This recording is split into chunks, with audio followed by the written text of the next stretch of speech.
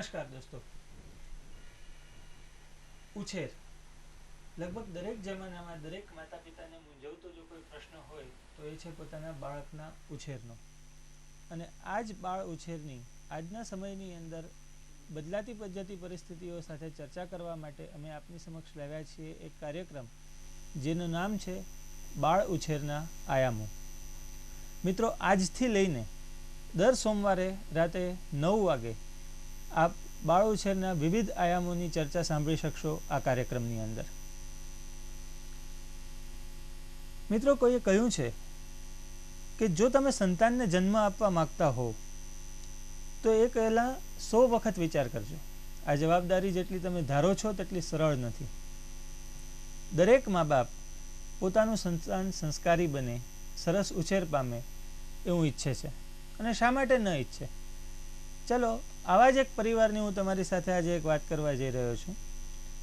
નિશાંત, હરીશભાઈ અને માધવીબેનનું એકમાત્ર સંતાન. 9 વર્ષનો નિશાંત હરિશ્ચંદ્રની વાર્તાઓ સાંભળીને ઉછરી રહ્યો છે. હજી થોડા સમય પહેલાં જ ગાંધી વિચારધારા અને આજનું ભારત આ વિષય ઉપર વક્તૃત્વ સ્પર્ધામાં એને પ્રથમ ઇનામ મળ્યો. જિંદગીમાં દરેક સમયે હોશિયાર રહેવા માટે તેને માતા પિતા તરફથી એક સોનેરી સલાહ પણ મળી છે: તારા આંખ કાન હંમેશા ખુલ્લા રાખજે. હવે હમણાં જ જ્યારે એની શાળામાં વેકેશન પડ્યું છે ત્યારે નિશાંત પોતાના પિતાજીની સાથે ડાઇનિંગ ટેબલ ઉપર હાજર છે. પોતે એક પ્રબુદ્ધ કેળવણીકાર છે અને એટલા માટે જ સંતાનને સારા સંસ્કાર આપવાની એક પણ તક હરીશભાઈ ચૂકતા નથી. આવા સંજોગોમાં ડાઇનિંગ ટેબલ ઉપર વાતચીત ચાલી રહી છે અને હરીશભાઈ નિશાંતને વાત સંભળાવી રહ્યા છે કે બેટા નિશાંત, જો જિંદગીમાં આગળ વધવું હોય તો સત્યનો માર્ગ હંમેશા અપનાવજે. સાચું બોલવાનો સૌથી મોટો ફાયદો એ છે કે તારે કોઈ દિવસ એ વસ્તુ યાદ રાખવાની જરૂર નહીં પડે કે તે ગયે વખતે શું કીધું હતું.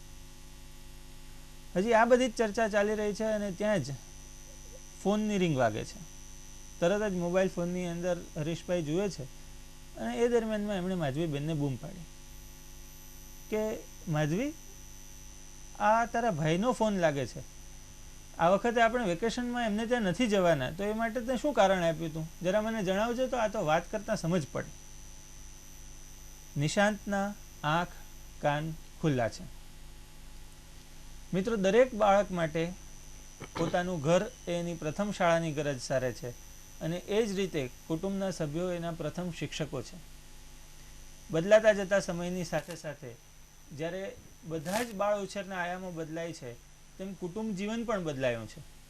અને આ જ કુટુંબ કે જે બાળ ઉછેરનું એક અસરકારક પરિબળ છે એની આજે આપણી સાથે ચર્ચા કરવા માટે સ્ટુડિયોમાં હાજર છે 2 તજજ્ઞ, જેમાંના એક ડૉક્ટર છે, ડૉક્ટર કેતનભાઈ ભરડવા, તેમજ તેમની સાથે છે શ્રીમતી અલ્પાબેન દેસાઈ કે જે એક શિક્ષક તરીકે ફરજ બજાવી રહ્યા છે. મિત્રો, કેતનભાઈ કે જે શહેરની અંદર અગ્રણી બાળરોગ નિષ્ણાત છે, સાથે સાથે પોતાની બાળ ઉછેર ઉપરના વિચારો અને અભિગમ રજૂ કરવા સમયાંતરે અખબારમાં કટાર લેખક તરીકે પણ સેવા આપી રહ્યા છે. તેમજ તેમનું બાળ ઉછેર ઉપર એક પુસ્તક પરવરિશ પણ આવી રહ્યું છે કે જેને લોકોનો સરસ મજાનો આવકાર મળ્યો છે. અલ્પાબેન કે જે શહેરની જાણીતી એવી વનિતા વિશ્રામ શાળાની અંદર પ્રિન્સિપાલ તરીકે ફરજ બજાવે છે, 11 વર્ષનો શૈક્ષણિક બહોળો અનુભવ છે, તેમજ તેની સાથે સાથે બાળ ઉછેરની અંદર પણ તેમનું શ્રેષ્ઠ પ્રદાન રહ્યું છે. પોતાના રસ અને અભિગમને આધારે ગરબામાં અને નૃત્યમાં પણ તે ઘણા આગળ પડતા રહ્યા છે. નમસ્કાર કેતનભાઈ અને અલ્પાબેન, આપનું આજના કાર્યક્રમની અંદર ખૂબ ખૂબ સ્વાગત છે. ભરડવા સાહેબ, જે હમણાં આપણે નિશાંતના કિસ્સાની ચર્ચા કરી, તો નિશાંતના કિસ્સા જેવા કિસ્સાઓ જ્યારે આપણા સમાજમાં આજુબાજુ બનતા રહ્યા છે તો એમાં આપનો શું અભિગમ છે? નિશાંતનો કિસ્સો તરીકે સમાજ તો આજકાલ જોતું નથી કે આ કિસ્સો છે એકચ્યુઅલી. પણ આજે સમાજની પરિસ્થિતિ એવી થઈ ચૂકી છે કે કુટુંબો તમે કહ્યું એમ બદલાય છે અને સાથોસાથ બધી મોરલ વેલ્યુઝ બદલાય છે કુટુંબની. અને નિશાંત જેવા બાળકો કુટુંબમાં જોઈ જોઈને ઘણું બધું શીખે છે, એમાં સાચું ને સારું બધું જ શીખે છે. નિશાંત એના પપ્પાને જોઈને શીખે છે કે એને જે ફોન આવ્યો એમાં જવાબ આપવાનો છે, તેના માટે આગળ શું વાત થઈ છે તે ચોખવટ કરવી અને યોગ્ય જવાબ આપવો તે નિશાંત એ બરાબર પોતાના કાન ખુલ્લા રાખીને સાંભળીને શીખી રહેલો છે.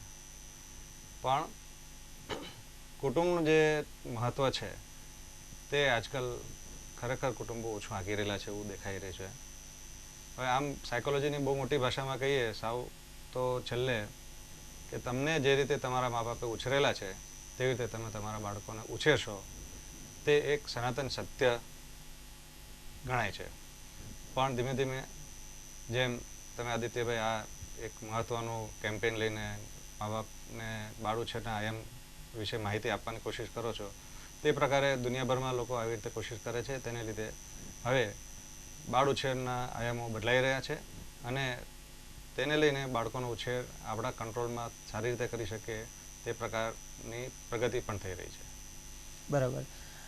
નમસ્તે અલ્પાબેન, આપને મારો એક ખાસ પ્રશ્ન છે કે ખાસ કરીને સામાન્ય રીતે કુટુંબને સંસ્કાર સિંચન માટેનું મહત્ત્વનું પરિબળ માનવામાં આવે છે. જ્યારે પણ સંસ્કારની વાત આવે ત્યારે કુટુંબને જ કોઈ પણ બાળકની સાથે સાંકળી લેવામાં આવે.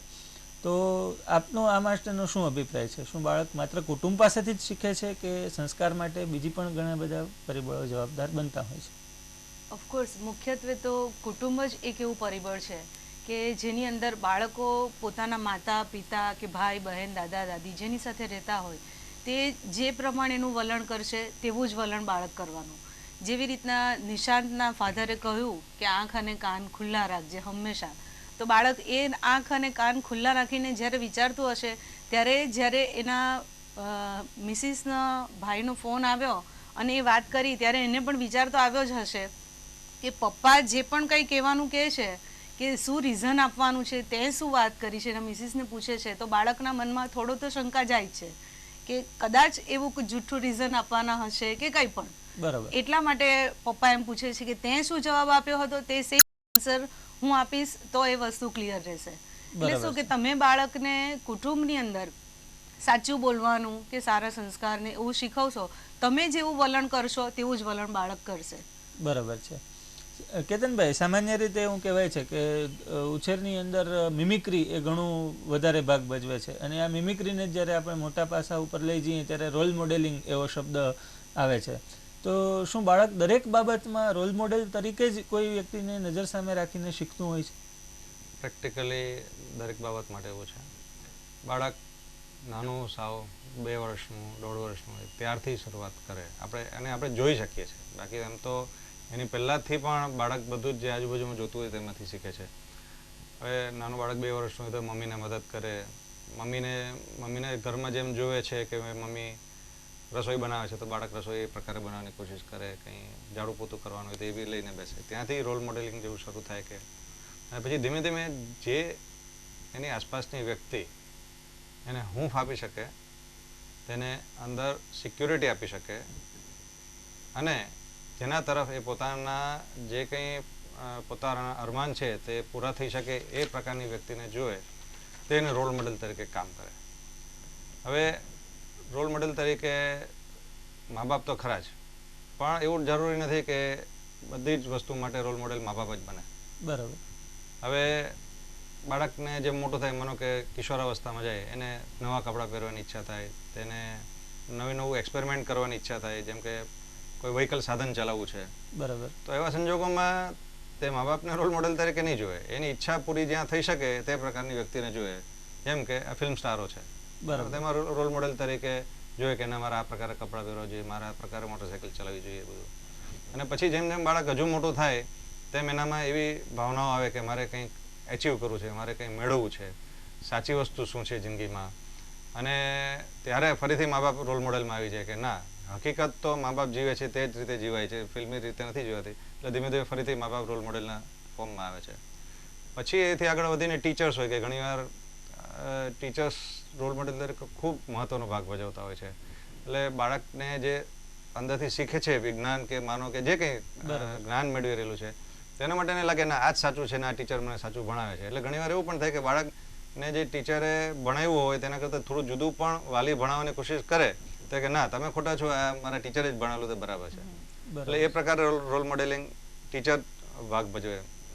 પછી આગળ જતાં હજુ મોટું થાય તેવી રીતે જેમ પછી થોડુંક મોટું થાય કોલેજમાં આવે, કદાચ એવું બી બને કે મા બાપનો રોલ મોડેલનો એનો વ્યાપ છે તે ઓછો પડે તો એ આજુબાજુમાં બીજે જોઈએ કે માનો ધર્મગુરુઓ છે. બરાબર છે.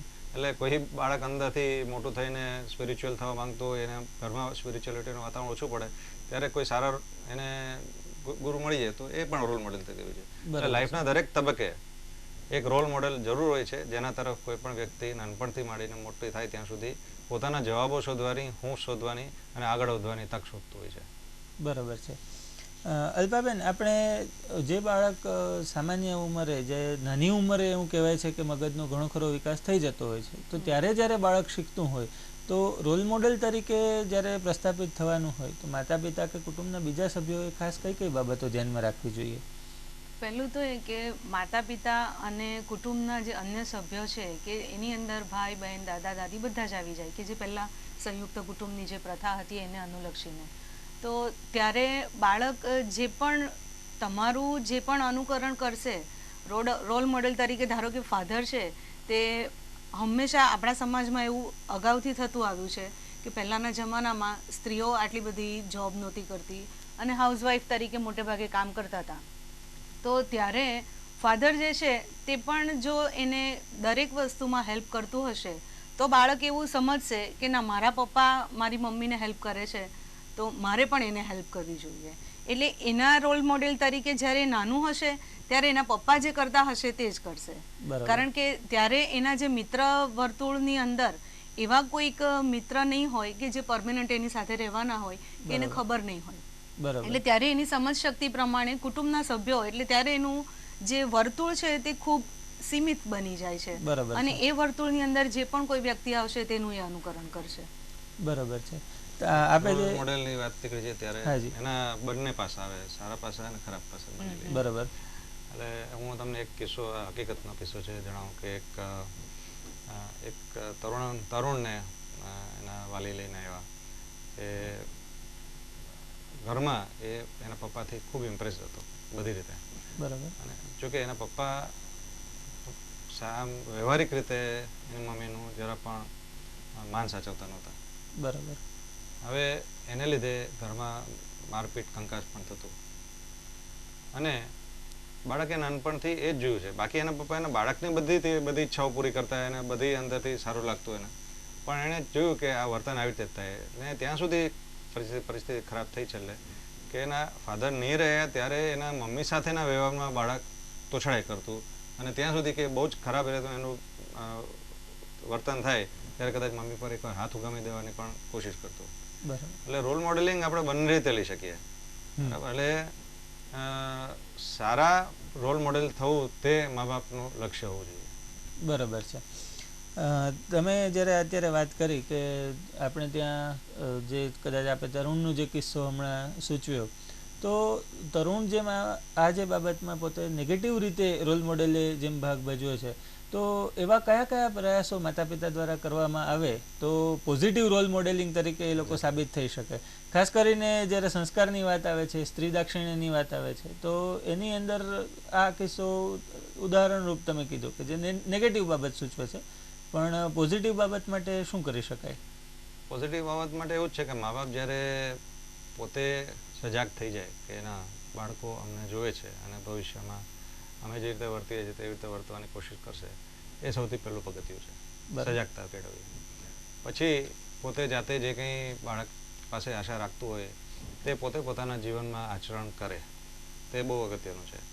માનો કે એકદમ સિમ્પલ વાત છે કે ટેલિફોનમાં જે તમે કિસ્સો કહ્યું, નિશાંતના પપ્પાએ કહી દીધું હોતે કંઈ બી XYZ કે તારા ભાઈને કહી દેજે ને કે ભાઈ અમે નથી આવવાના અને અમારે આમ તો ઘરમાં કામ છે, પણ એકચ્યુઅલી એ લોકોને કંઈ બીજું કંઈ કારણ હોતે. બરાબર. હવે એવી આમ ક્ષુલ્લક લાગતી બાબત પણ બાળક એને કેચ કરી અને મોટા વ્યાપમાં જોઈ શકે છે, જે મા બાપ નથી જોઈ શકતા. એટલે ડગલે ને પગલે મા બાપે પોઝિટિવ રોલ ભજવવાની કોશિશ કરવી. પછીના રોલ મોડેલમાં એવું છે, મેં તમને અગાઉ કહ્યું કે બાળકને આત્મસંતોષ વધે અને આત્મવિશ્વાસ વધે, એનું સેલ્ફ રિસ્પેક્ટ વધે, એ પ્રકારેનું વર્તન મા બાપે કરવું જરૂરી છે. જેથી કરીને બાળકને એવું લાગે કે ના, હું જે કંઈ કરું છું તેની મારા મા બાપને કિંમત છે અને એની પોઝિટિવ કિંમત છે અને એ જે કંઈ કરવાથી હું મારો વિકાસ સારી રીતે કરી શકીશ, એવું બાળકના અંદરથી ભાવના ઊભી થાય. બરાબર. તે પ્રકારનું વર્તન મા બાપે કરવું જોઈએ. જેમ કે પતિ પત્ની વચ્ચે એકબીજા માટે માન કેળવવું ડેફિનેટલી બહુ જરૂરી છે. જેમ કે ઘરમાં જ્યારે કંઈ પણ સારી વસ્તુ બને તો એને ઉજવવી, બરાબર, એનું એપ્રિસિએશન કરવું. ઉજવવું એટલે બહુ પાર્ટી કરવી એવું નહીં, એટલે કે સારું થયું છે તે આપણે કોન્શિયસ લેવલ પર લાવવું એમ. બરાબર છે. અને બાળકને પોતાને સારા બનવા માટેના એક્સપેરિમેન્ટેશન કરવા દેવા. બરાબર. એમાં હંમેશા એક કુદરતનો નિયમ છે, કંઈ પણ સારું થાય ને એની પહેલાં ખરાબ. બરાબર. બરાબર. બાળક સારી વસ્તુ શીખતા પહેલાં ખરાબ વસ્તુ કરશે, અને એ ખરાબ ફેઝમાંથી બાળક જતું હોય ત્યારે એને સપોર્ટ કરવો. એ મા બાપના રોલ મોડેલિંગ આવે કે ના, મારા મા બાપે મારી પરિસ્થિતિ ખરાબ હતી ત્યારે મને સપોર્ટ કરેલો છે. બરાબર છે. તો એ રોલ મોડેલ છે તે પરમેનન્ટ રોલ મોડેલ બને. બરાબર. ત્યારે બાળક મોટું થઈને એવું નહીં શીખશે કે મારે પેલા હીરો હિરોઈન કે એને રોલ મોડેલ તરીકે ગણવા. બરાબર. એવી રીતે પુખ્ત રીતે બાળક ઉછરેલું હશે તો ડેફિનેટલી એ બાળક પોતાની રીતે ઘણું આગળ આવી શકે. બરાબર છે. અલ્પાબેન, આપણે સંયુક્ત કુટુંબની જે વાત કરી, તો સંયુક્ત કુટુંબ સ્વાભાવિક રીતે દાદા દાદી, કાકા કાકી એ બધાની વચ્ચે જ્યારે બાળક ઉછરતું હોય, કદાચ એમના પણ સંતાનો હોય, તો આટલા બધા લોકોની વચ્ચે જ્યારે બાળકનો ઉછેર થતો હોય તો એની કોઈ ખાસ લાક્ષણિકતાઓ ખરી? સંયુક્ત કુટુંબમાં જ્યારે પણ બાળક ઉછરે છે ત્યારે સૌ પ્રથમ તો કંઈ પણ વસ્તુ હોય એને શેર કરવાની આદત પડી જાય છે. કે સારી વાત હશે તો પણ બધા કુટુંબના જે સભ્ય હશે તે બધા ભેગા થઈને એ વસ્તુ શેર કરશે. એવી જ રીતના કોઈ પણ એવી કોઈ દુઃખદ ઘટના બની હોય આકસ્મિક રીતે, તો એ પણ જ્યારે કુટુંબના સભ્યો એકબીજાની હૂંફ સાથે એ વસ્તુનો સામનો કરી શકે અને એ વસ્તુને ટેકલ કરી શકે, તેને માટે બાળકો જ્યારે પણ સંયુક્ત કુટુંબની અંદર રહ્યા હશે તો એ લોકોને એકતાની ભાવના આવશે કે જે પણ આપણે કરીએ છીએ તો બધું ભેગા થઈને કરવાનું છે. બરાબર. અને બાળકને કંઈ પણ કોઈક વસ્તુની કમી હોય તો એના જે નાના ભાઈ બહેન હશે તેની પાસેથી એ શીખશે, અને જે પણ કંઈ એની પાસે હશે કે જે એના ભાઈ બહેનને શેર કરવાનું હોય તો એ વસ્તુ એ પણ કરી શકે. એટલે સંયુક્ત કુટુંબની અંદર બીજું શું કે બાળક જુએ છે કે મારા ઘરમાં દાદી કઈ રીતે રહેશે, કાકી કઈ રીતે રહેશે, કે મારા મમ્મી કઈ રીતે રહેશે. એટલે સ્ત્રી પ્રત્યેની પણ એની જે ભાવના છે, બરાબર, સંવેદના છે તે પણ કહેવાશે કે ના, સ્ત્રી એટલે એક પ્રભુએ પણ સ્ત્રીને જ ગર્ભાશય આપ્યું છે, કારણ કે સ્ત્રીમાં બેઝિકલી રુજુતા છે.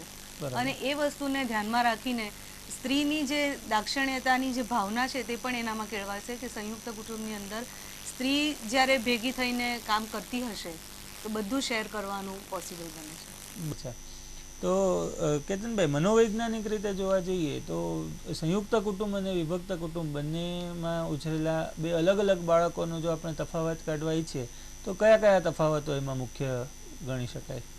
એટલે અત્યાર સુધીનો જે વાર્તાલાપ થયો છે એના પરથી એવું નક્કી છે કે સારી રીતે ઉછરેલું સંયુક્ત કુટુંબમાં હોય બાળક, કે જ્યાં વિખવાદ ઓછો છે, ખટરાક ઓછો છે, ત્યાં બાળક શેર કરતા શીખી જાય વહેલું, અને સામૂહિક જવાબદારી લેતા સારી રીતે શીખે છે. એનામાં સોશિયલ સ્કિલ્સ સારા ડેવલપ થાય ઘણી બધી જાતના. પણ એની સામે એવું પણ જોવા મળે છે કે આ સંયુક્ત કુટુંબમાંથી આવેલા બાળકોમાં જે એજ્યુકેશનલ જે ડેક્સ્ટેરિટી કહીએ કે જુદી જુદી રીતે એજ્યુકેશનને મૂલવી શકાય ને એમાં આગળ વધી શકાય ને અમુક એચિવમેન્ટની જે ભાવનાને એ બધી ઓછી જોવા મળે છે. કારણ એનું કદાચ ડાયરેક્ટલી સંયુક્ત કુટુંબ નહીં હોય, બરાબર, પણ જે બી કારણ એમાં નહીં, પણ આ બધા ઓબ્ઝર્વેશન છે આ પ્રકારના. જ્યારે જે સંયુક્ત કુટુંબમાં માનો કે વિખવાદ ખટરાક બધું ચાલતું હોય છે ને છતાં બી બધું જોડી રાખેલું હોય એવું સંયુક્ત કુટુંબમાં ઉછરેલું બાળક હોય તો ડેફિનેટલી એ ઊંધું પણ શીખે છે કે સોશિયલ સ્કિલ્સ એની એ પ્રકારે પણ ડેવલપ થાય કે કેવી રીતે પોલિટિક્સ કરવું, અંદર કેવી રીતે વિખવાદ ઊભો કરવો, કોનો કેવી રીતે બદલો લેવો, એ બધું બી શીખી જાય છે. બરાબર છે. અને જ્યારે સિંગલ ન્યુક્લિયર કુટુંબમાં રહેલું બાળક છે તેને નેગેટિવ પાસામાં એ છે કે શેર કરતા નહીં શીખે, એને બધું મારું જ છે. અને બીજું કે જ્યારે વખત પડે ત્યારે લોકો સાથે કોઓપરેટ કરીને કેવી રીતે રસ્તો કાઢવો તેને નહીં આવડે. બરાબર છે. અલ્પાબેન, આપણે જે બાળકની વાત થઈ, વિભક્ત કુટુંબમાં તમે હમણાં તમે કીધું કે એક અથવા વધીને 2 બાળકો રહેતા હોય છે, ખાસ કરીને સિબલિંગ, ભાઈ કે બેન અથવા ભાઈ ભાઈ કે બેન બેન, એ વચ્ચે બચપણની અંદર તમે જે કહી શકાય એમાં કયા કયા પ્રસંગો હોય કે જેની અંદર કદાચ પેરેન્ટ્સે કોઈ જગ્યાએ રોલ ભજવવો જોઈએ અને કોઈ જગ્યાએ ન ભજવવો જોઈએ, તો એ બંને પાસાઓ ઉપર તમે થોડો પ્રકાશ ફેંકશો? સિબલિંગ જ્યારે હોય છે ત્યારે શું થાય છે કે ભાઈ અને બહેન બંને વચ્ચે જ્યારે માતા પિતાનું જે યોગદાન હોય તે અમુક સંજોગોની અંદર જ્યારે નહીં મળતું હોય તો ભાઈ બહેન પોતે અન્ડરસ્ટેન્ડિંગથી, નેચરલ જ અન્ડરસ્ટેન્ડિંગથી તે લોકો શેર કરી દે છે કે કોઈક વખત કંઈ નાની બેન હોય તેને કંઈ વાગ્યું અને ભાઈ બહેન બંને ઘરમાં એકલા હોય, માતા પિતા નહીં હોય, તો જે પેલો મોટો ભાઈ છે તે માની ગરજ સારીને એની જે બહેન છે તેને પટ્ટી લગાડી આપે છે કે દવા લગાડી આપે છે. એટલે સિબલિંગ જ્યારે હોય છે ત્યારે આ વસ્તુનો મેઇન બેનિફિટ રહે છે કે બચ્ચાઓ એકબીજાની કેર કરવાનું શીખે છે. બરાબર છે. જ્યારે આમ જોવા જઈએ તો ફાધર મધરનું શું છે કે ફાધર્સ જ્યારે કંઈ પણ વસ્તુ કરતા હોય તે ઓર્ડર ફોર્મમાં કરતા હોય અને એ વસ્તુ જો બાળક જોઈને એને નિગ્લેક્ટ કરશે તો એ વસ્તુનું આના પર અસર પડશે કે તમે જ્યારે જે પણ કંઈ કરો છો તે એકબીજાની કેર કરો છો તેવા સેન્સથી કરશો તો એ ફૂલફિલ થશે. બરાબર છે. કેતનભાઈ, બાળકોની જ્યારે આપણે વાત કરીએ, સિબલિંગની જ્યારે વાત કરીએ છીએ તો ઘણા બધા કિસ્સાઓ એવા જોવા મળતા હોય છે કે પેરેન્ટ્સ દ્વારા કરવામાં આવે છે કમ્પેરિઝન. મારું મોટું બાળક આ કરી શકે છે, નાનું નથી કરી શકતો, અથવા નાનું કરી શકે છે, મોટું નથી કરી શકતું. તો આની બાળકના ઉછેર ઉપર કઈ અસર જોવા મળે છે? આની બહુ મોટી અસર જોવા મળે છે. દરેક બાળક પોતે એક આગવી વ્યક્તિત્વ ધરાવતું હોય છે. પછી ભલે એકદમ ઇન્ટેલિજન્ટ હોય કે પછી ઓછા ઇન્ટેલિજન્સનું પણ હોય, પછી ભલે પહેલા નંબરનો બાળક હોય કે છેલ્લા નંબરનો હોય કે વચલું હોય, બરાબર, પછી ભલે કોઈ ધનિક કુટુંબમાંથી આવતું હોય કે ગરીબ કુટુંબમાંથી આવતું હોય, કે પછી ભલે કોઈ પણ સંજોગ હોય, દરેકને પોતાની ઇન્ડિવિજ્યુઅલ પર્સનાલિટી હોય. બરાબર. અને દરેકને પોતાનો શું કહેવાય કે સેલ્ફ રિસ્પેક્ટ જેવું પણ હોય, નાનપણથી જ હોય. હવે આ કમ્પેરિઝન કરે ને ત્યારે એ સૌથી પહેલું જે માર લાગે તો એને સેલ્ફ રિસ્પેક્ટને લાગતો હોય છે. કમ્પેરિઝન કરીમાં જેને કમ્પેર થયું હોય કે ભાઈ આ તને આટલું નથી આવડતું, તને આટલું ઓછું છે, તને આ ઓછું છે, જ્યાં બી લાગતું હોય તે ઓછું છે, એક જાતની માનસિક હિંસા જ કહેવાય બાળક પર. બરાબર. એટલે આ માનસિક હિંસા પર તો આજકાલ અમે આપણા માનનીય શ્રી હસમુખભાઈ ખરા જે ડીઆઈજી છે, બરાબર, એમની સાથે આ એક પીસ પ્રમોશન માટેનો એક કેમ્પેન લેવાની કોશિશ કરીએ છીએ કે આ પ્રકારની સૂક્ષ્મ હિંસા પણ આપણે બાળકમાં નહીં થવા દેવી જોઈએ, એ નિવારવી જોઈએ. બરાબર છે. એટલે કમ્પેરિઝન છે તે સૂક્ષ્મ હિંસા શરૂ કરે. જ્યારે જે બાળકના માટે એવું કહેવાયું કે આને તો જો કેટલું સરસ આવડે છે, આને જો ને કેટલું ફાઇન છે, એ બાળકમાં મનમાં એ પોતાની સુપેરિયોરિટી કોમ્પ્લેક્સ ડેવલપ થઈ શકે છે. બરાબર છે. એટલે કમ્પેર નહીં જ કરવું જોઈએ. જ્યારે કમ્પેર કરવાની રીત બદલવી જોઈએ અથવા તો ડિસ્ક્રિપ્શન કરવું જોઈએ ખાલી કે આવું કરવાથી આવું થઈ શકે છે, તો બાળક શીખી જાય.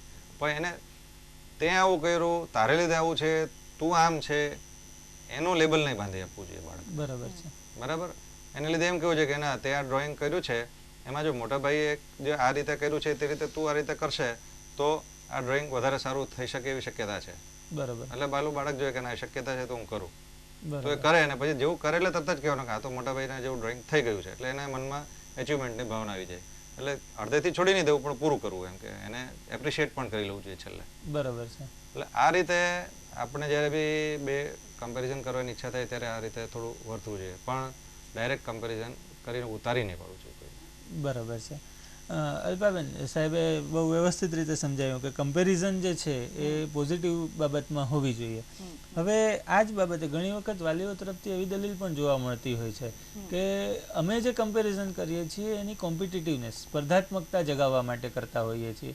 અને જ્યારે સ્પર્ધાત્મકતાની વાત આવે છે ત્યારે બહુ જ પાતળી ભેદરેખા રહે છે કે સ્પર્ધાત્મકતા જગાવવી અને ટીકાને કારણે કોઈનો આત્મવિશ્વાસ ગવાવો, આ બંનેમાંથી કોઈ પણ પરિસ્થિતિનું નિર્માણ થઈ શકે.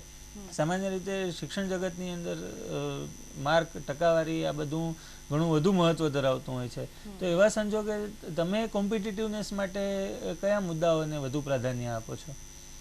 સૌથી પહેલાં તો દરેક બાળક એક પોતે આગવું વ્યક્તિત્વ છે અને કહેવાય છે કે 9 વર્ષ સુધી તો કોઈ પણ બાળકમાં સ્પર્ધાત્મક જે ભાવના છે તે આપણે ઉપજાવવી નહીં જોઈએ, બરાબર. ડાયરેક્ટલી કે ઇનડાયરેક્ટલી. હવે અત્યારના જમાનામાં કેવું થયું છે કે શોઈ બધું થઈ ગયું છે કે તમારા ઘરમાં કોઈ મહેમાન આવ્યું હોય તો તમે તરત જ બાળકને ઊભું રાખી દો છો કે તારી સ્કૂલની પેલી પોએમ ગાને બરાબર એમ છે. કરીને. તો એ નહીં ગાશે અને મહેમાનની સાથે જે પણ કોઈ આવ્યું હશે અને તે જો ગાશે તો તરત જ તમે એને ટીકા કરો છો કે આપણા ઘરે આવ્યા હતા તો તારે મેં તને કહ્યું તો તને સંભળાવવું તો જોઈએ ને. એટલે શું કે બાળક એવું એ વસ્તુ સ્વીકારી નથી શકતું, કારણ કે એને સ્થિર રહેવા માટેની જે એક કહેવામાં આવે છે તે એક શિક્ષા છે. બાળક કદી સ્થિર બેસી નથી શકતું. તો એવા સંજોગોમાં કોમ્પિટિશન તો કરવી જ નહીં જોઈએ. પહેલી વસ્તુ એ કે દરેક બાળકને પોતાની શીખવાની પણ ક્ષમતા જુદી હોય છે અને શીખવાનું જે સ્વીકારવાનું છે તેની પણ ક્ષમતા જુદી જુદી હોય છે. બરાબર. એટલે ડાયરેક્ટલી તો કમ્પેરિઝન નહીં જ કરવાની. અને કોઈ પણ વસ્તુ તમે એને કહો છો તે નકારાત્મક શબ્દ નહીં આવે તેવી રીતના એને સમજાવી શકો કે તું આ નથી કરી શકતો, એના કરતાં એમ કહેવાનું કે તું આ જો કરી શકશે તો મને ગમશે. બરાબર છે. હવે શિક્ષકોની વાત લઈએ તો હાજી. એક એવું ઓબ્ઝર્વેશન મારું છે કે ઇવન આ મેડમે જેમ કહ્યું 9 વર્ષ સુધી સ્પર્ધાત્મકતાને ઉત્તેજન નહીં આપવું એ એકદમ યોગ્ય વાત છે. એની સામે જ્યારે ઇવોલ્યુશન પણ કરતા હોય બાળકનું ત્યારે પેલું લાલ ચકરડા આ ચકરડાવાળું એ પણ નહીં થવું જોઈએ બુકમાં કેવી રીતે. અને ઇવન આજે સ્ટાર આપીને પ્રમોટ કરવાની જે પદ્ધતિ છે એ પણ એક અંશે કંઈક નુકસાન કરી શકે કે કોઈ એક બાળક ખરેખર ઇન્ટેલિજન્ટ છે એ સારું કરવાનું છે ને દર વખતે A+A+ મેળા કરે ને સારા સ્ટાર મળી જાય, પેલા જે નથી કરી શકવાનું એને કાયમ થવાનું જ છે મનમાં કે આને કેમ આપી દીધું મને. કારણ કે જે મને આપ્યું ને હું રહી ગયો એ ભાવના તો ઊભી થવાની જ છે. તમે એને નેગેટિવ એની સાથે ડીલિંગ નથી કરતા છતાં પણ એને ઊભી થવાની છે. બરાબર છે. એટલે જે સામૂહિક જીવનના જે બેઝિક પાયા છે ને તે બરાબર સ્કૂલમાં પણ એને બી મેન્ટેન કરવા જરૂરી છે. એટલે બધા સરખા જ છે, તે સરખાપણાની ભાવના કેવી રીતે એસ્ટાબ્લિશ કરવી તે વધારે અગત્યની છે. બરાબર છે.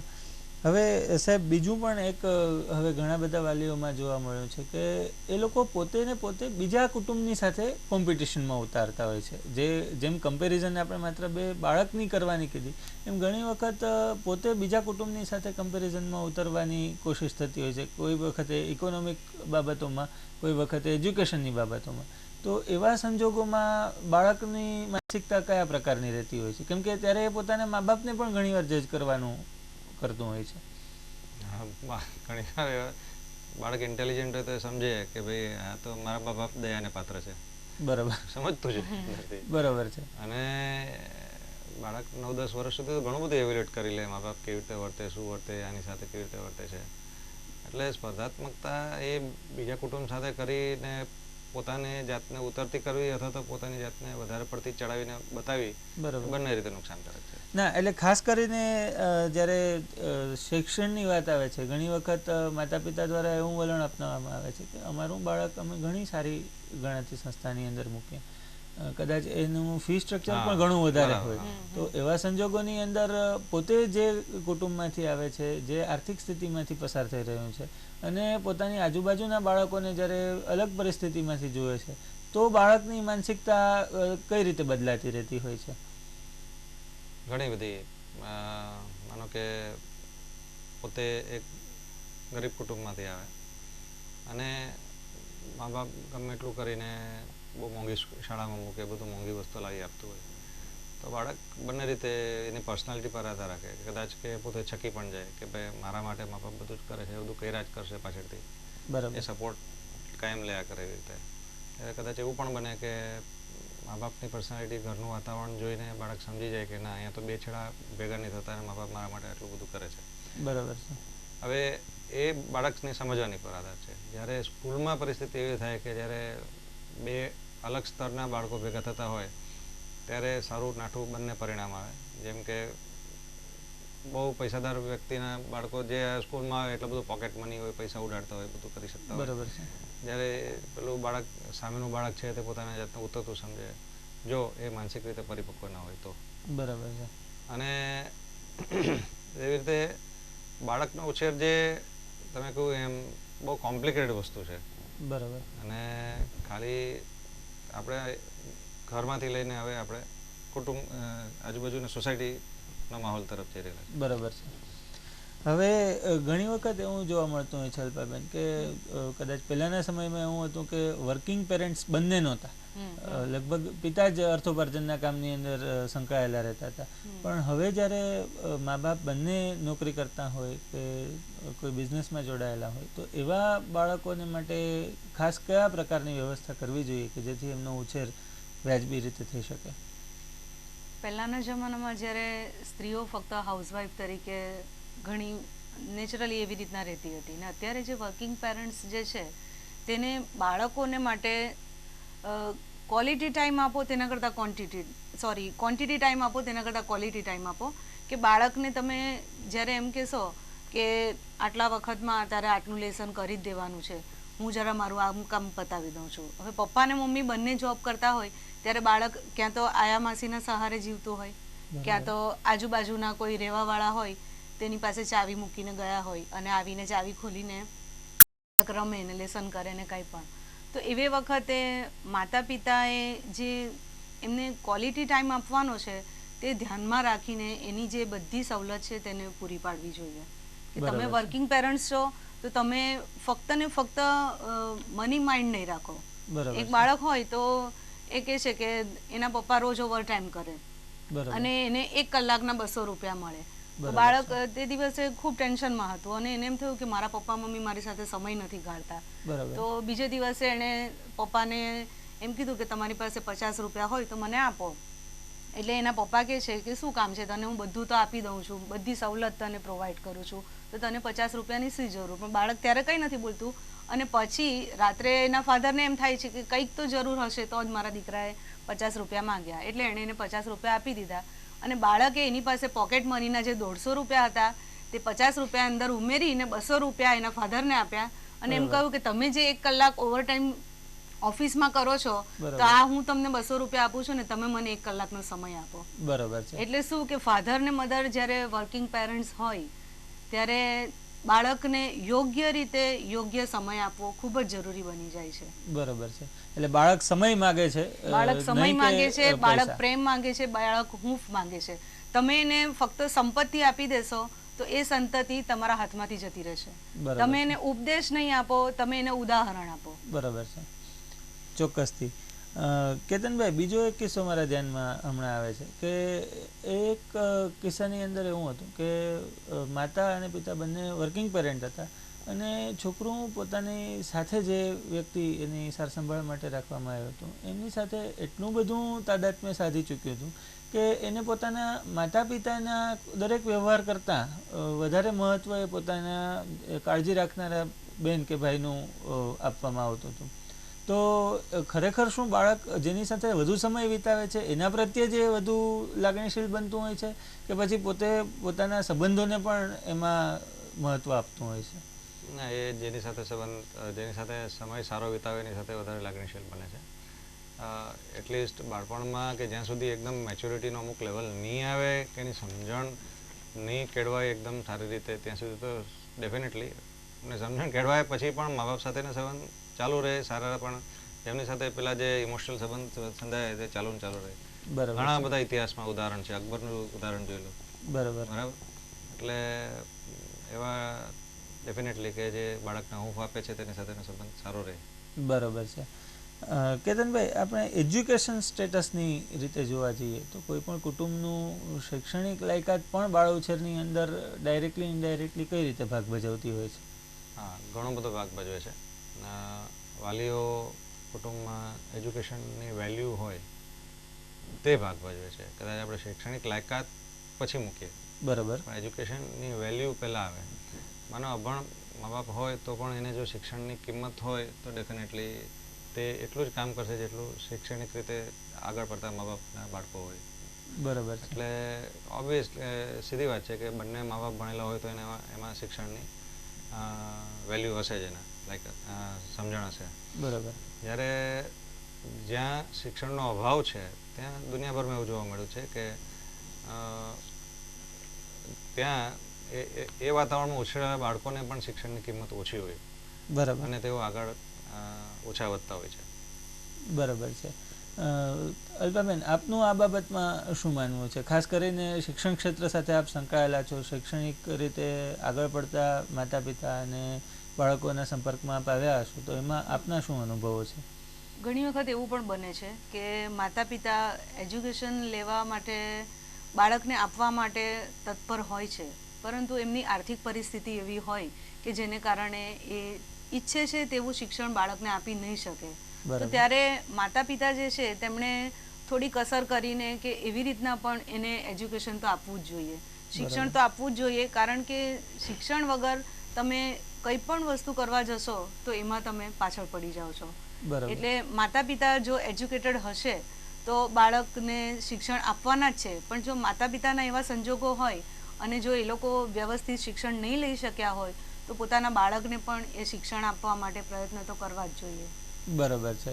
હવે આમાં જ આપણે જોવા જઈએ તો સિબલિંગના કિસ્સાઓમાં, જેમ આપણે આગળ પણ વાત કરી ચૂક્યા છીએ કે સિબલિંગની અંદર જેમ કમ્પેરિઝન થતી હોય છે, એવી રીતે અહીંયા ખાસ કરીને એજ્યુકેશનમાં અમુક જગ્યાએ એવા પણ કુટુંબો, સંયુક્ત કુટુંબો જોવા મળે છે કે જેમાં એક પરિવાર, એટલે કે જેમાં એક ભાઈ અને એમનો પરિવાર જે છે એ પ્રમાણમાં વધારે એજ્યુકેશન સાથે આગળ વધતો હોય છે, ત્યારે બીજો પરિવાર કદાચ બીજી કોઈ બાબતમાં આગળ હોય છે, એજ્યુકેશનની રીતે એની વેલ્યુ ધરાવતો નથી, અને સતત બાળક પોતે પણ જોવે છે કે મારા કાકાનો દીકરો કે મારા મામાનો દીકરો જે છે એને એજ્યુકેશન માટે કોઈ ઘરમાંથી ફોર્સ નથી કરતો, ત્યારે મારી માટે જ બધા ફોર્સ કરે છે.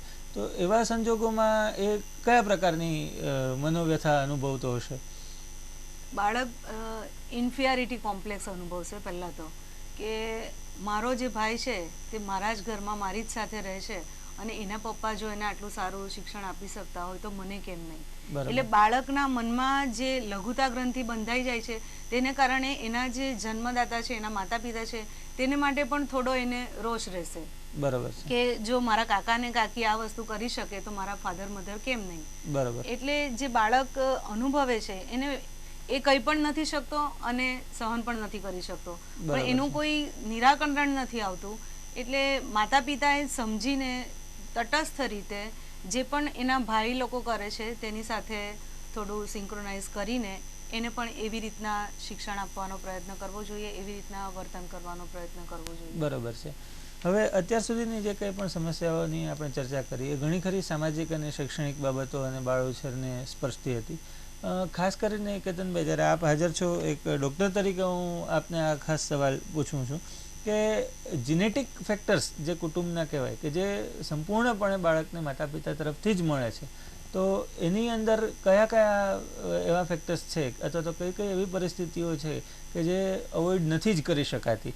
કદાચ એવી કોઈ સમસ્યાઓ કે જે અવોઇડ ન થતી હોય તો એમાં કઈ રીતે? જેનેટિક ફેક્ટર્સ બહુ મોટો ભાગ ભજવે છે લગભગ જીવનના દરેક પાસામાં. એટલે માનો કે તમે બાળકને સારામાં સારું બધું જ આપો છો, પણ એના જીન્સમાં એને ઇન્ટેલિજન્સ જે અંદર આવતું જે આવે છે, ઇન્ટેલિજન્સનો કંટ્રોલ જે જીન્સ પર હોય છે, બરાબર, તે જીન્સ નબળા હોય તો ડેફિનેટલી તમે ગમે એટલું કરો તો બહુ મોટો ફેર નથી પડી જવાનો, એ કે ઇન્ટેલિજન્ટ નથી થઈ જવાનું બાળક. બરાબર. એવો બીજો ભાગ જે ભજવે છે તે જીન્સ છે, તે માણસની પર્સનાલિટી કેવી બને છે તેના પર એનો પ્રભાવ હોય છે. બરાબર. માનો કે કોઈ માણસ સોશિયલી અતડું છે, આપણે એને અતડું કહીએ છીએ, પણ એને એવું હોય છે કે એ પોતે પોતાને એકલવાયુ જીવન જીવવાનું વધારે પસંદ પડે છે, અને બીજા લોકો સાથે સામાજિક રીતે હળવું મળવું, એની કિંમત ઓછી રહે, એને ના ફાવે, એ બી જેનેટિક હોઈ શકે છે. બરાબર. એટલે એવા વ્યક્તિને આપણે એને ખોટી રીતે આગળ બીજે બધે ફોર્સ કરીને મોકલવાથી, માનો કે બાળક છે અને તમે એમ કહો કે ના તું બધા હાથે રમ અને આમ જ કર, તો એવું નહીં કરી શકે કદાચ. બરાબર છે. પછી જીન્સથી બાળકના સ્વભાવ જે બને છે તેમાં એન્ઝાયટીનો લેવલ, એટલે કે કોઈ વસ્તુને, કોઈ પણ પરિસ્થિતિને, પ્રસંગને, વિચારને પોતાને કેવી રીતે મૂલવવો તેની આવડત એને જીન્સમાંથી જ મળતી હોય છે. બરાબર છે. એવી રીતે નાની સાયકોલોજીકલ પ્રોબ્લેમ, જે નાના સાયકોલોજીકલ પ્રોબ્લેમ્સ ના કહીએ પણ સાયકોલોજીકલ ટ્રેટ કહીએ આપણે, બરાબર છે, એ ડેફિનેટલી જીન્સથી જ મળે અને એ પ્રકારે જ બાળક આગળ વર્તતું હોય છે, એમાં કોઈ શંકા નથી. અને એમાં પછી આજે આપણે ચર્ચા આજે કરી રહ્યા છીએ કે કુટુંબનો ફાળો, સમાજનો ફાળો, એ બધું એના ઉપર એની ઉપર બંધાય છે. બરાબર છે. એનું મૂળ જે છે તે જીન્સ જ રહે છે. બરાબર. પછી જો એમાં જીન્સ, એટલે આ બહુ ખાસું કોમ્પ્લિકેટેડ વસ્તુ છે કે જીન્સમાં એ પ્રકારની આવડત મુકાઈ ગઈ હોય બાળકમાં, જેનેટિકલી આવતી હોય કે એ જુદા જુદા સંજોગોમાં પોતે વિકસી શકે, તો ડેફિનેટલી એ બાળકને એનો લાભ જ લાભ થવાનો છે. બરાબર છે. એની સામે એવું હોય કે ભાઈ એવા જીન્સ હોય કે જે બાળકને જડ બનાવી શકે, એનું વલણ જડ રહે. ઘણીવાર પોતાને અટેન્શન એટલે કે એકાગ્રતા ના કેળવી શકે એ પ્રકારના જીન્સ પણ મા બાપ તરફથી મળતા હોય. એ બાળક તો શું, એના મા બાપ અને એના સિબલિંગ્સ જે બીજા બધા એ પણ એવા કદાચ એવા બની શકે, બધાને એકાગ્રતા કેળવવાની તકલીફ પડતી હોય. બરાબર છે. મેડમને ખાસ ખબર હશે કે સ્કૂલમાં એવા ઘણા બધા બાળકો આવતા હશે કે જેમાં 5-10% બાળકોને એકાગ્રતા કેળવવાની ગમે એટલી કોશિશ કરો તો પણ નહીં કરી શકો તમે. એના બેઝિક જેનેટિક જ હોય છે. બરાબર છે. તો આપણે આજે આપણી ખાસ કુટુંબ એક અસરકારક પરિબળ એ વિષય ઉપર જે આપણે ચર્ચા કરી, તો એ ચર્ચામાં આપ આપણા દર્શકોને ખાસ કયો મેસેજ કન્વે કરવા માંગો છો? કોઈ ખાસ? આપણે એક રમૂજી વાત પરથી આગળ વધીએ કે એકવાર એક સાયકોલોજીસ્ટ હતા, એમણે બહુ બધું ભણ્યા અને પછી એણે 2, 3, 4, 5 થિયરી જાહેર કરી કે ભાઈ બાળકને આમ ઉછેરાય, આમ નહીં તો આમ ઉછેરાય, આમ નહીં તો આમ ઉછેરાય, આમ કરવાથી આમ થાય. છેવટે એમણે લગ્ન કર્યા અને પછી બીજા 2 બાળકો થયા. પછી એના વર્ષો પછી મિત્રો મળ્યા કે ભાઈ તે પેલી 6 થિયરીમાંથી કઈ થિયરી સાચી પડી? એમ કે હવે આટલા વર્ષ પછી તો એમ કે 6 થિયરીમાં એકય થિયરી સાચી નથી પડી. દરેક વખતે અલગ અલગ થિયરી મારે નવી બનાવવી પડતી હોય છે. બરાબર. એટલે બાળ ઉછેર વિષય એવો છે કે કોઈ એક સંદેશો તમને આપી નહીં શકાય. બરાબર. પણ કુટુંબનું મહત્વ ખૂબ હોય છે બાળક પર. તમે એને સતત પૂરતો પ્રેમ, અનકન્ડિશનલ લવ, કે તું આમ કરશે તો જ હું તને પ્રેમ કરું છું, એ પ્રકારની ભાવના નહીં. અને સતત અંદરથી આવતો પ્રેમ મળે, એ તમારી સાથે કનેક્ટ કરી શકે. ના, આપણું છે, બિલોંગિંગનેસ આવી જોઈએ એનામાં. બરાબર. અને કુટુંબમાંથી એને સેલ્ફ એસ્ટીમ પોતાનું વધવું જોઈએ, પોતાનું જે આત્મવિશ્વાસ એનાથી આગળ વધે. બરાબર. અને પોતે કુટુંબ થકી આગળ આવી શકશે એ પ્રકારની ભાવના એનામાં નિરૂપણ થાય, તે જરૂરી છે. બરાબર. અને છેવટે માણસનું જેમ મોટું થાય તેમ બાળકનું સમજણ કેળવાય તેમ જે હ્યુમન નીડ છે તે સેલ્ફ રિયલાઇઝેશનની હોય કે હું કોણ છું, કેવો છું, ને બધા મને સાચવી શકે છે તો હું બધાને સાથે રહી શકું છું. તે ભાવના કુટુંબમાંથી જ આવી શકે છે. એકલા માણસમાં આ ભાવનાઓને બહુ અઘરું હોય છે. બરાબર છે. અલ્પાબેન, આપ આપણા દર્શકોને આ ચર્ચાના અંતે શું મેસેજ આપવા ઈચ્છો છો? હું પણ એટલું કહીશ કે કુટુંબ એક વ્યક્તિ તરીકે તમે જોશો ને તો એની સાથેની જે તમારી સંકળાયેલી સંવેદના હશે, એની સાથેની જે સંકળાયેલી તમારી જે એકતા હશે અને લાગણી અને હૂંફ હશે, તે એની જાતે જ કુદરતી રીતે જ તમારી સામે આવીને ઊભી રહેશે. અને સંજોગો એવા આવીને ઊભા રહેશે કે તમને કુટુંબની જરૂર પડે જ. એટલે હંમેશા કુટુંબની દ્રષ્ટિએ જોવા જઈએ તો એક મત બનીને, એક વિચાર સાથે અને ખૂબ સંવેદનશીલતા સાથે તમે રહેશો તો કુટુંબ એક જે ઉચ્ચ કક્ષાનું પરિબળ બની રહેશે. અને તમે જે તમારું જીવન જીવો છો તેની અંદર ઘણા બધા સંજોગો એવા આવશે કે તમે એમાંથી કુટુંબમાં રહેતા હશો તો સરળતાથી પાર પાડી શકાશે. બરાબર છે.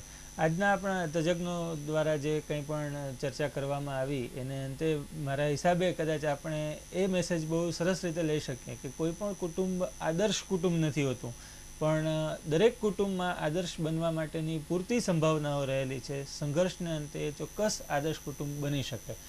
આજના આપણા બંને તજજ્ઞો, આપ સૌનો ખૂબ ખૂબ આભાર. આપ અમારે ત્યાં આજે બાળ ઉછેરના આયામોના મંચ ઉપર પધાર્યા અને આપે આ વિષય ઉપર ઘણી સરસ રીતે વિસ્તૃત છણાવટ કરી, એ માટે હું આપ બંનેનો ખૂબ ખૂબ આભારી છું. આપનો પણ આભાર. આપનો પણ આભાર. નમસ્કાર. મિત્રો, બાળ ઉછેરને લગતા જો કોઈ પ્રશ્નો આપને મૂંઝવતા હોય તો આપ અમારા આ સરનામા ઉપર તમારા પ્રશ્નો પૂછી શકો છો. અમારું સરનામું છે ADITYAJHALA@hotmail.com, અથવા તો આપ ફોન પણ કરી શકો છો, જેનો નંબર છે 9825840984. નમસ્કાર.